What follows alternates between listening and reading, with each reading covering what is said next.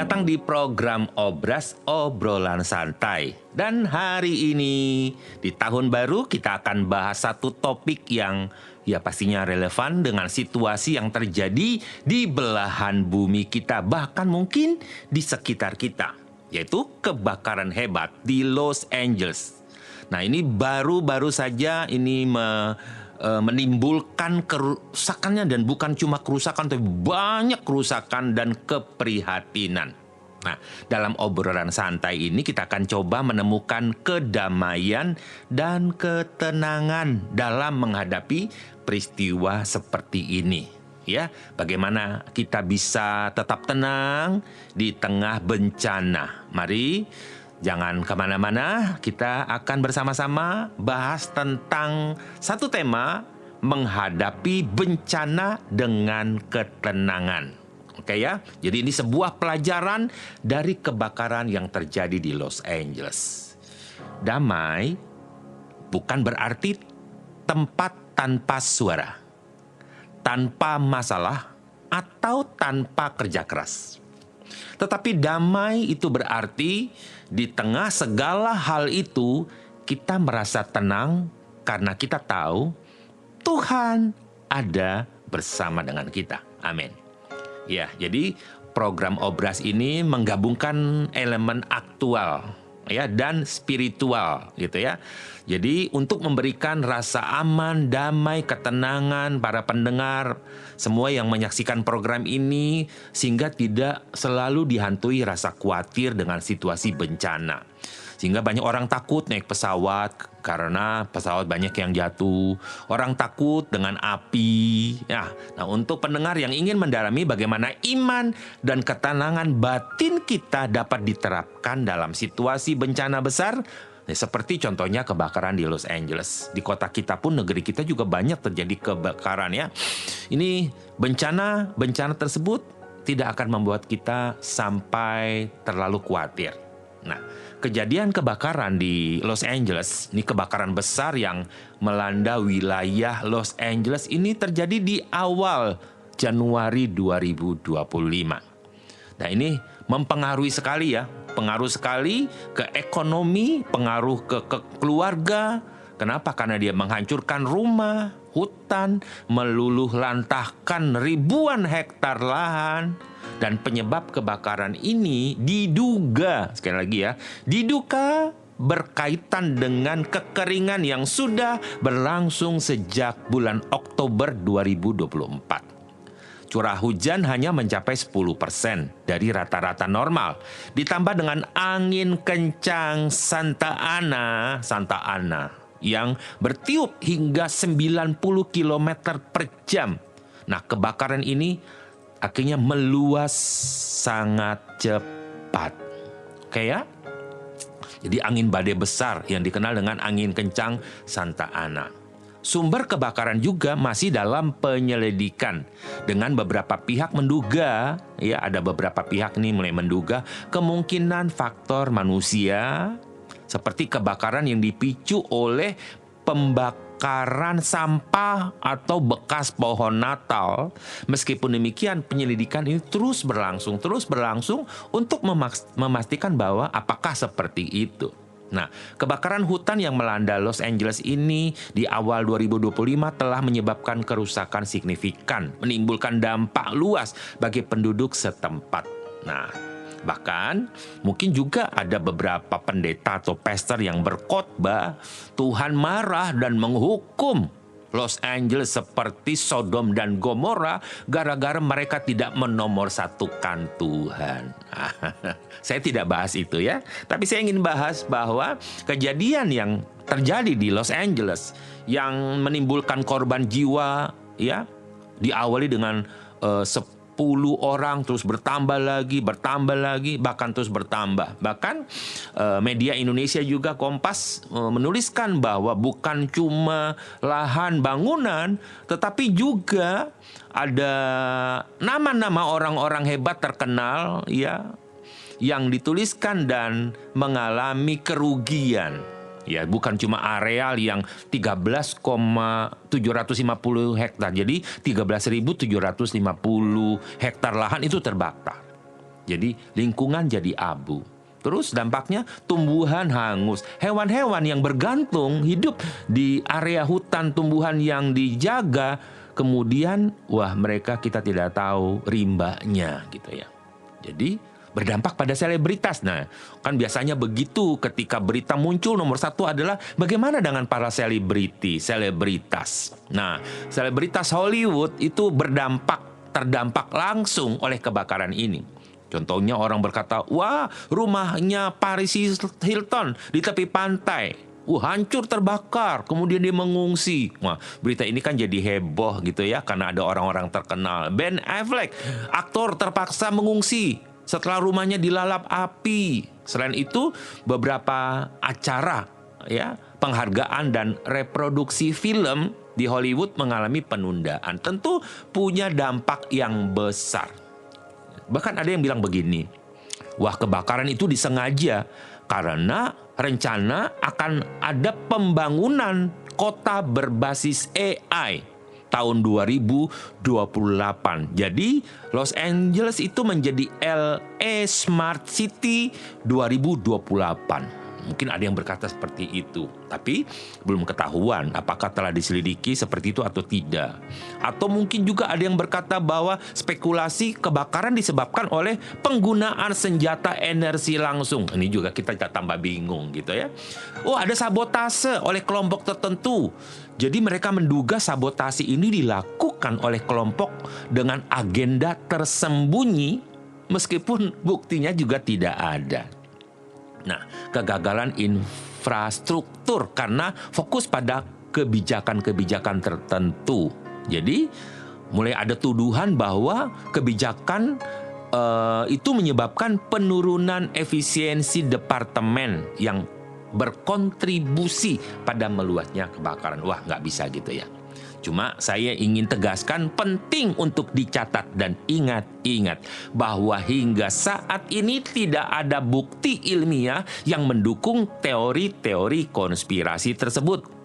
Jadi mereka lebih cenderung untuk mengaitkan kebakaran dengan faktor seperti angin kencang, kondisi cuaca ekstrim, dan perubahan iklim. Itu yang lebih utama, ya. Jadi sebelum mempercayai dan menyebarkan informasi terkait teori konspirasi, sekali lagi ya, jangan dikhotbahkan di atas mimbar seolah-olah kita lebih tahu dan itu benar. Disarankan untuk verifikasi dululah kebenarannya melalui sumber-sumber yang kredibel dan terpercaya. Saya mau katakan begini, bencana datang tanpa pemberitahuan. Namun dalam setiap badai, Tuhan selalu menyediakan pelabuhan damai bagi kita. Ya, amin ya, puji Tuhan. Jadi sekarang bagaimana menghadapi bencana dan ketenangan? Wah, saya sekarang pakai jaket merah nih, tanda membaranya api gitu ya. Sebab gambar video yang kita nonton itu warnanya merah api membara. Nah, sebagai orang percaya, kita bisa menghadapi situasi seperti ini saat dunia di sekitar kita penuh dengan kebingungan dan ketakutan. Saat dunia sekitar kita penuh dengan ketakutan, kita perlu mencari damai sejati yang datang dari Tuhan. Filipi 4 ayat 6-7 jika kita membacanya, dikatakan Tuhan mengingatkan kita untuk tidak khawatir tentang apapun juga, dan kita menyerahkan kekhawatiran, kecemasan kita kepadanya, ya, maka damai sejahtera Elohim yang dari Elohim yang melampaui segala pengertian dan pikiran kita itu akan datang kepada kita. Jadi, ketenangan hati bukan berarti tidak ada masalah. Ketenangan hati adalah pilihan untuk percaya bahwa Tuhan memegang kendali dalam segala hal.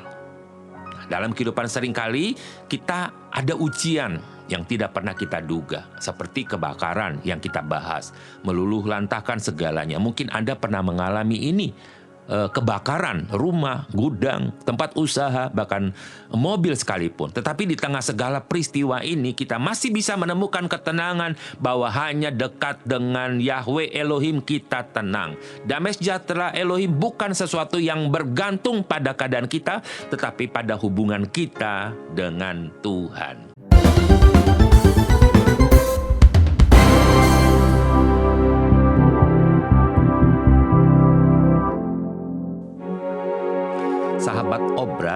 di tengah badai yang menakutkan, selalu ada Yesus yang selalu siap dengan setia menopang kita dengan kasih-Nya, dan ini memberi kepada kita kekuatan di tengah badai yang menakutkan. Ya, kita akan lanjut tentang segmen berikutnya, bagaimana dan apa yang harus saya lakukan jika ada orang mengalami dampak badai. Tadi menggebu-gebu saya terangkan di segmen di awal, ya. Nah, sekarang agak lebih santai. Wah, sudah damai sejahtera, sudah tenang gitu ya. Nah, dalam situasi bencana seperti ini, selain berdoa dan menyerahkan kekhawatiran kita kepada Tuhan, kita juga diajarkan untuk membantu sesama. Banyak orang yang kehilangan tempat tinggal, harta benda, bahkan keluarga mereka. Sebagai orang percaya, kita dipanggil untuk menjadi saluran kasih Tuhan. Salah satunya adalah dengan memberikan bantuan, baik dalam bentuk materi, doa, atau dukungan emosional. Tuhan tidak hanya mengutus Anda dan saya untuk berdoa, tetapi Ia juga untuk menjadi tangan yang menyentuh dunia ini melalui kasih dan kepedulian. Jadi bukan hanya sekedar kita berdoa, tapi jadi berkat, gitu ya. Di tengah kesulitan ini kita bisa jadi sumber damai bagi mereka yang membutuhkan. Apakah itu? Mungkin contohnya kirim donasi, kemudian dengarkan kisah mereka, berikan semangat kepada mereka yang sedang berjuang menghadapi kenyataan ini. Jadi apa yang dapat kita pelajari?